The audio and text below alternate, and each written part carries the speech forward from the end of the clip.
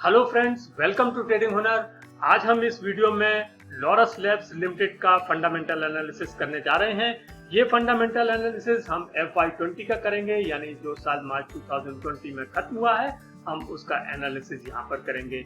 ये पूरे 12 महीने का यानी 1 साल का एनालिसिस होगा और इसके लिए हम पाइथ्रोस्की स्कोर की मदद लेंगे। प्रोफेसर जोसेफ पाइथ्रोस्की, जो कि अकाउंटिंग के प्रोफेसर थे स्टैनफोर्ड यूनिवर्सिटी में, उन्होंने इस टूल की शुरुआत की और आज दुनिया के ज्यादातर फंडामेंटल एनालिस्ट इस टूल का यूज करते हैं किसी भी कंपनी का फंडामेंटल एनालिसिस करने के लिए। तो फ्रेंड्स, जैसा कि आप अपनी स्क्रीन में देख रहे हैं, यहाँ पर टोटल 9 क्राइटेरिया होते हैं और इन 9 क्राइटेरिया को फुलफिल करने के लिए कंपनी को पॉइंट्स दिए जाएंगे। यदि कोई कंपनी किसी क्राइटेरिया को फुलफिल नहीं करती है तो वहां उसे 0 पॉइंट मिलेगा। तो इस प्रकार से कोई भी कंपनी मैक्सिमम 9 पॉइंट्स हासिल कर सकती है, लेकिन वो कंपनियां जो 7, 8 या 9 का स्कोर अचीव करती हैं हम उन्हें स्ट्रॉन्ग फंडामेंटल वाली कंपनी कहते हैं। वहीं पर जो कंपनियां 4, 5 या 6 का स्कोर अचीव करती हैं हम उन्हें एक एवरेज फंडामेंटल वाली कंपनी कहते हैं। लेकिन जो कंपनियां 0, 1, 2 या 3 का ही स्कोर अचीव कर पाती हैं वो कंपनियां एक पुअर फंडामेंटल वाली कंपनियां होती हैं और हमें इस तरह की कंपनीज को इन्वेस्ट करने से बचना चाहिए। तो यहाँ पर हम इस एनालिसिस को राउंड वाइज करेंगे। हमारे 3 राउंड्स होंगे, प्रॉफिटेबिलिटी, लीवरेज और ऑपरेशनल एफिशिएंसी, जैसा कि आप अपनी स्क्रीन पर देख रहे हैं। इसके बाद में हम ग्रे एरियाज लेंगे, जैसा कि आप यहाँ पर देख रहे हैं। ग्रे एरियाज का मतलब है कि कंपनी के वो एरियाज जहाँ पर कंपनी और भी ज्यादा बेटर कर सकती थी, तो वो ग्रे एरियाज को हम इन तीनों राउंड्स के खत्म होने के बाद में लेंगे। हम डाटा के साथ में लेंगे और यहाँ पर फ्रेंड्स आप हमारा डिस्क्लेमर देख रहे हैं, जो कि हमारी वेबसाइट www.tradinghunar.com पर भी अवेलेबल है। तो हम इस वीडियो की शुरुआत करते हैं अपने राउंड 1 से और राउंड 1 है प्रॉफिटेबिलिटी का, जिसमें है 4 क्राइटेरिया। आइए शुरू करते हैं इस राउंड को। इसमें है 4 क्राइटेरिया और जो सबसे पहला क्राइटेरिया है वो है पॉजिटिव नेट इनकम का, यानी हमें ये पता करना है कि कंपनी की जो नेट इनकम है ड्यूरिंग द ईयर वो पॉजिटिव है या नहीं है। हमें अमाउंट से कोई मतलब नहीं है। तो हमने कंपनी का डाटा देखा और हमने देखा कि कंपनी की जो इनकम है वो है 255.27 करोड़। ये एक पॉजिटिव फिगर है और यहाँ पर हम कंपनी को इसलिए देते हैं 1 पॉइंट। और हम आते हैं अपने दूसरे क्राइटेरिया में। दूसरा क्राइटेरिया है पॉजिटिव रिटर्न ऑन एसेट्स। यहाँ पर फ्रेंड्स हमें ये देखना है कि कंपनी का जो रिटर्न ऑन एसेट है वो पॉजिटिव है या नहीं है। तो इसके लिए हमने डाटा इनका देखा और हमने चेक किया कि मार्च 2020 जो कि पहले कॉलम में है उसमें रिटर्न ऑन एसेट है 6.80% और ये एक पॉजिटिव फिगर है, इसलिए यहाँ पर भी कंपनी को 1 पॉइंट और मिलेगा। और अब हम आगे आते हैं अपने तीसरे क्राइटेरिया में। तीसरा क्राइटेरिया है पॉजिटिव ऑपरेटिंग कैश फ्लो का, यानी हमें ये चेक करना है कि कंपनी का जो ऑपरेटिंग कैश फ्लो है, या जिसे हम साधारण भाषा में कैश फ्लो फ्रॉम ऑपरेशंस कहते हैं, वो पॉजिटिव है या नहीं है। यदि पॉजिटिव होगा तो कंपनी को 1 पॉइंट मिलेगा। तो यहाँ पर हमने कंपनी की वेबसाइट पर जाकर के इनका consolidated statement of cash flow निकाला और हमने चेक किया, ये फिगर्स है मिलियन में। तो हमने इसको चेक किया और हमने देखा कि इनकी जो कैश फ्लो फ्रॉम ऑपरेशंस है वो है 347.41 करोड़।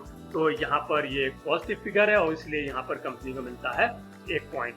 और अब हमारा जो चौथा क्राइटेरिया है वो थोड़ा सा ट्रिकी है और वो कहता है कि cash flow from operations should be greater than net income. यानी फ्रेंड्स अभी हमने जो थर्ड क्राइटेरिया में जो हमने कैश फ्लो फ्रॉम ऑपरेशंस देखा था वो फर्स्ट क्राइटेरिया वाले पॉजिटिव नेट इनकम से ज्यादा होना चाहिए। तो हमें इन दोनों का कंपैरिजन करना है और हमने ये कंपैरिजन किया कि जो इनका नेट कैश फ्रॉम ऑपरेशंस है वो 347.41 करोड़ है और जो नेट इनकम है वो 255.27 करोड़ है, यानी जो इनका कैश फ्लो फ्रॉम ऑपरेशंस है वो नेट इनकम से ज्यादा है और ये इस कंडीशन को फुलफिल करते हैं।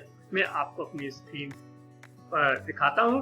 तो आप देख रहे हैं ये वो डाटा है और इसके आधार पर हम कहते हैं कि कंपनी ने इस कंडीशन को फुलफिल किया है और कंपनी को यहाँ पर भी 1 और पॉइंट मिलता है। तो इस प्रकार से प्रॉफिटेबिलिटी में कंपनी को 4 में से 4 पॉइंट मिलते हैं और हमारा पहला राउंड खत्म होता है। पहले राउंड में कंपनी को मिलते हैं 4 पॉइंट्स और जो स्कोर है लॉरस लैब्स लिमिटेड का Piotroski score after first round that is 4। और अब हम आएंगे अपने दूसरे राउंड में जो है लीवरेज एंड लिक्विडिटी का राउंड। इसमें 3 क्राइटेरिया है, मैक्सिमम पॉइंट्स कंपनी 3 अचीव कर सकती है। देखते हैं कंपनी किस तरह से परफॉर्म करती है। यहाँ पर जो 3 क्राइटेरिया हैं उसमें सबसे पहला क्राइटेरिया है lower ratio of long term डेब्ट इन करंट ईयर। फ्रेंड्स, अभी आप देखेंगे राउंड 2 और 3 में हमें कुछ वर्ड्स दिखाई देंगे जो होंगे लोअर और हायर। इनका मतलब है कि हमें जो डाटा हम करंट ईयर का देख रहे हैं उसको प्रीवियस ईयर के डाटा के साथ में कंपेयर करना है। तो इस क्राइटेरिया में हमें ये कंपेयर करना है कि जो लॉन्ग टर्म डेब्ट है कंपनी का करंट ईयर में वो प्रीवियस ईयर के लॉन्ग टर्म डेब्ट से कम है, यानी कंपनी ने अपनी लीवरेज में सुधार किया है या नहीं किया है। और यदि ऐसा होगा तो कंपनी को 1 पॉइंट मिलेगा क्योंकि उससे उसका फंडामेंटल इंप्रूव होता है। तो यहाँ पर हमने चेक किया लास्ट ईयर कंपनी का जो डेब्ट टू इक्विटी था वो था 0.41 और इस साल ये कम होकर के 0.54 हो गया है, यानी कंपनी ने अपनी जो लीवरेज पोजीशन है उसमें सुधार किया है और इससे कंपनी का फंडामेंटल स्कोर बढ़ता है, इसलिए हम कंपनी को देंगे 1 पॉइंट। और हम चलते हैं अपने दूसरे क्राइटेरिया में। हमारा दूसरा क्राइटेरिया है higher current ratio in current year. हमें ये चेक करना है कि कंपनी का जो करंट रेशियो है करंट ईयर में वो पिछले साल की अपेक्षा ज्यादा है या नहीं है। करंट रेशियो का मतलब है कंपनी की लिक्विडिटी, यानी सीधे से शब्दों में हम कहें हमें कंपनी की लिक्विडिटी को चेक करना है कि उसकी लिक्विडिटी की पोजीशन में इंप्रूवमेंट हुआ है या नहीं। यदि हुआ होगा तो कंपनी को 1 पॉइंट मिलेगा। तो इसके लिए हमने कंपनी का डाटा देख रहे हैं हम दोनों साल का। हमने चेक किया कि करंट रेशियो जो मार्च 2019 में था वो था 1.03, जो बढ़ गया है मार्च 2020 में हो गया है 1.07, यानी कंपनी ने अपनी लिक्विडिटी पोजीशन में इंप्रूवमेंट किया है और इस प्रकार से हम कंपनी को यहाँ पर 1 और पॉइंट देते हैं। और अब हम आगे चलते हैं अपने तीसरे क्राइटेरिया में। हमारा तीसरा क्राइटेरिया है लैक ऑफ शेयर डाइल्यूशन, यानी हमें ये चेक करना है कि कंपनी का जो शेयर्स हैं वो डाइल्यूट तो नहीं हुए हैं। डाइल्यूशन का मतलब है कि क्या कंपनी ने कोई नए इक्विटी शेयर इशू किए हैं ड्यूरिंग द ईयर। तो हमें केवल इतना सा चेक करना है कि कंपनी ने कोई अगर इक्विटी शेयर इशू किए होंगे मतलब उसने अपने इक्विटीज को डाइल्यूट किया है, और ऐसी कंडीशन में कंपनी को कोई भी पॉइंट्स नहीं मिलेगा। तो हमने कंपनी की वेबसाइट से जाकर के net cash flow from financing activities देखा और हमने देखा कि इन्होंने कोई इक्विटी इशू तो नहीं किया है, तो हमें पता चला कि इन्होंने कोई भी फ्रेश इक्विटी इशू नहीं किया है और इस प्रकार से हम कंपनी को 1 पॉइंट और देंगे। और यहाँ पर कंपनी को लीवरेज में 3 में से 3 पॉइंट मिलते हैं और दूसरा राउंड कंप्लीट हुआ। दूसरे राउंड में कंपनी को मिलते हैं 3 पॉइंट्स और आफ्टर सेकेंड राउंड कंपनी का स्कोर हो जाता है 7। तो आपने देखा कंपनी अब तक बहुत ही अच्छा परफॉर्म करती चली आ रही है और कंपनी को 7 आउट ऑफ 7 पॉइंट्स मिला है। और अब हम आते हैं अपने अंतिम राउंड में जो कि है ऑपरेशनल एफिशिएंसी का राउंड। इसमें 2 क्राइटेरिया हैं, आइए चेक करते हैं और कंपनी कैसे परफॉर्म करती है ये देखते हैं। यहाँ पर जो सबसे पहला क्राइटेरिया है वो है हाई ग्रॉस मार्जिन का। हमें ये पता करना है कि कंपनी का जो ग्रॉस मार्जिन है या ग्रॉस प्रॉफिट रेशियो है उसमें इंप्रूवमेंट हुआ है या नहीं है, क्योंकि इसी से हमें पता चलेगा कि कंपनी की ऑपरेशनल एफिशिएंसी बढ़ी है या नहीं in terms of monetary value. तो यहाँ पर हमने चेक किया और दोनों साल का हम डाटा कंपेयर करेंगे। हमने देखा कि मार्च 2019 में इनका जो ग्रॉस प्रॉफिट मार्जिन था वो था 16.19%, जो कि बढ़ करके मार्च 2020 में 20.14% हो गया है और इससे कंपनी का फंडामेंटल स्कोर बढ़ेगा। तो हम कंपनी को 1 पॉइंट यहाँ पर देंगे। तो अब हमारे पास केवल एक क्राइटेरिया बचा हुआ है, 9वां क्राइटेरिया, और ये कहता है हायर एसेट टर्नओवर रेशियो, यानी हमें कंपनी का जो एसेट टर्नओवर रेशियो है वो चेक करना है।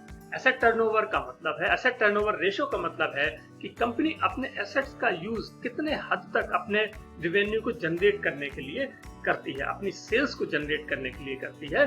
तो ये हमें चेक करना होगा और इससे ये पता चलेगा कि कंपनी ने अपने एसेट्स का यूज कितनी एफिशिएंटली किया है। तो यहाँ पर हमने इनका डाटा चेक किया और देखा कि मार्च 2019 में इन्होंने 68.80% इनका एसेट टर्नओवर रेशियो था, जो कि मार्च 2020 में काफी ज्यादा बढ़ गया है और 75.50% हो गया। यानी कंपनी ने मार्च 2020 में अपने एसेट्स का भरपूर यूज किया है और अपने एसेट्स से ज्यादा रेवेन्यू कमाई है। तो यहाँ पर कंपनी को एक और पॉइंट मिलेगा। तो हमने देखा कि ऑपरेशनल एफिशिएंसी में कंपनी को मिलते हैं 2 पॉइंट्स, और तीसरा राउंड खत्म हुआ, तीसरे राउंड में कंपनी को मिलते हैं 2 पॉइंट्स, और after third round and final round the score is 9। जैसा मैंने आपको पहले कहा था कि कोई भी कंपनी मैक्सिमम 9 पॉइंट्स अचीव कर सकती है, तो आप कह सकते हैं कि लॉरस लैब्स लिमिटेड ने 100% पाइथ्रोस्की स्कोर अचीव किया है। और ऐसी बहुत कम कंपनियां होती हैं और जो 100% स्कोर अचीव करती हैं।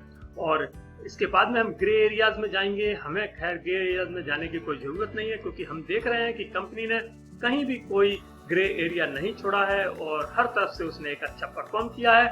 तो इस प्रकार से जो हमारे ग्रे एरियाज थे, जैसे कि प्रॉफिटेबिलिटी, इसमें कंपनी ने 4 में से 4 पॉइंट्स मिल लिए हैं।